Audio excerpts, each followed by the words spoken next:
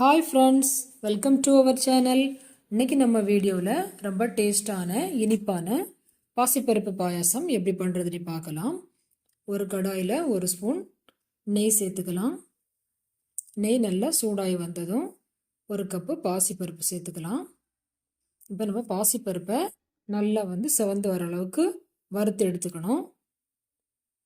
நம்ம வறுத்து எடுக்கும்போது அடுப்பை கொஞ்சம் சிம்லேயே வச்சு வறுத்து எடுத்துக்கலாம். அப்போ தான் நமக்கு நல்லா வறுபட்டு வரும்.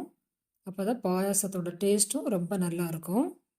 இப்போ பார்த்திங்கன்னா இது எல்லாத்தையும் நல்லா வறுத்து எடுத்துக்கலாம். இப்போ இதோட ஒரு அரை கப்பு ஜவ்வரிசி சேர்த்து அதையும் சேர்த்து நல்லா வறுத்து எடுத்துக்கலாம். ரெண்டே நம்ம நல்லா வறுத்து எடுத்துக்கணும் செவந்து வர அளவுக்கு. அப்போ தான் பாயசத்தோட டேஸ்ட் ரொம்ப அருமையாக இருக்கும். பாருங்கள், இப்போ இது எல்லாத்தையும் நம்ம நல்லா வறுத்து எடுத்தாச்சு. பாருங்கள், இந்த மாதிரி வறுத்து எடுத்துக்கோங்க. இப்போ பார்த்திங்கன்னா இதோட கலர் நல்லா சேஞ்ச் ஆகி வந்துடுச்சு. இந்த டைமில் இப்போ இதை வேக வைக்கிறதுக்கு ஒரு 2 கப்பு தண்ணி சேர்த்துக்கலாம்.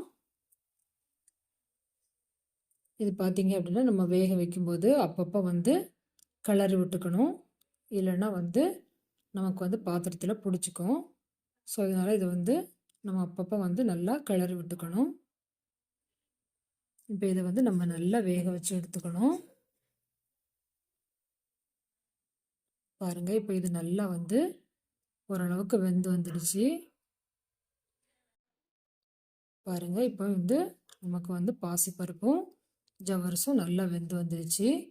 இந்த டைமில் இதில் நம்ம பால் சேர்த்துக்கலாம். நான் இன்றைக்கி வெறும் பால் தான் எடுத்துருக்கிறேன். இதில் தேங்காய் பால் கூட சேர்த்துக்கலாம். ரொம்ப டேஸ்ட் அருமையாக இருக்கும்.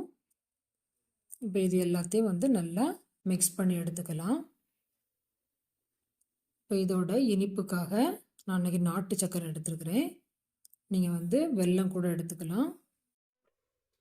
இப்போ இதில் ஒரு 2 கப்பு, நம்ம 1 கப்பு பாசிப்பருப்பு எடுத்தோம், 2 கப்பு வெல்லம் எடுத்துக்கோங்க.